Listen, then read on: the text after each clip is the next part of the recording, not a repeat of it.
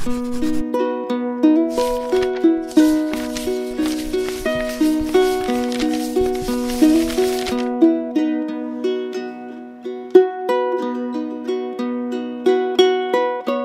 Feast of the Exaltation of the Cross invites us to contemplate the cross of Christ, who always says that whoever wishes to follow Him and be His disciple must be prepared to carry the cross. We need to be cautious in equating the cross with suffering. The cross is not the suffering, but it is the way in which we face or deal with the suffering. There is a certain measure of pain, of anguish, of tribulation, which the circumstances of life, not God, inevitably give us. It includes the bitterness, the daily sorrows, the misunderstandings, the wickedness of which sooner or later we all are victims. It includes the ailments which sooner or later afflict us, which can sometimes be serious and grave, and also death itself in whatever form it comes. The evil at work in the world, the suffering that we endure, the injustice and violence that mark history, these are consequences of sin. We are born into a world that sin has corrupted and changed. We have received a body that God created to be beautiful, perfect, healthy, and in harmony with the rest of creation. But because of sin, it has become prey to aging, to all kinds of illnesses, until finally, it ceases to have life and returns to dust. We live in a society where mutual respect, tolerance, and fraternity should reign.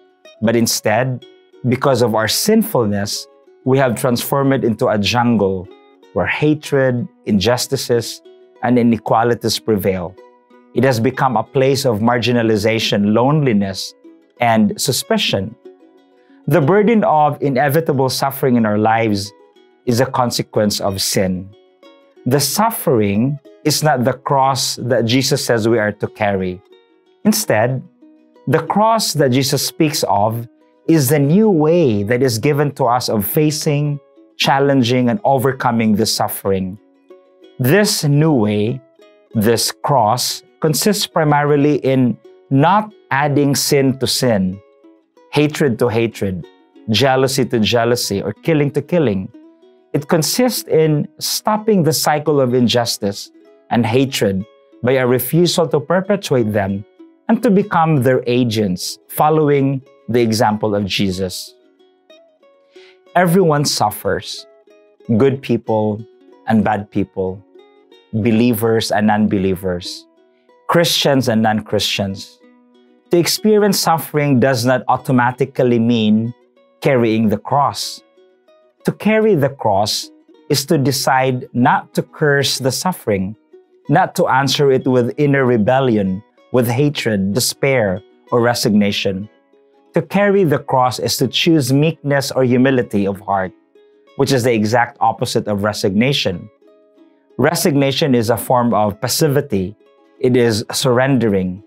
What is needed instead is a heroic determination not to respond evil with evil, not to curse suffering, but to pray for those who hurt us. It is to discover that God is near and not to accuse Him. It is to recognize that God is not the cause, but rather a companion in our journey. It is in this way, that is, by carrying the cross, that we will find life and overcome the world. It is a grace that only the Lord can give us. It is a grace that we can receive only by remaining one with Christ.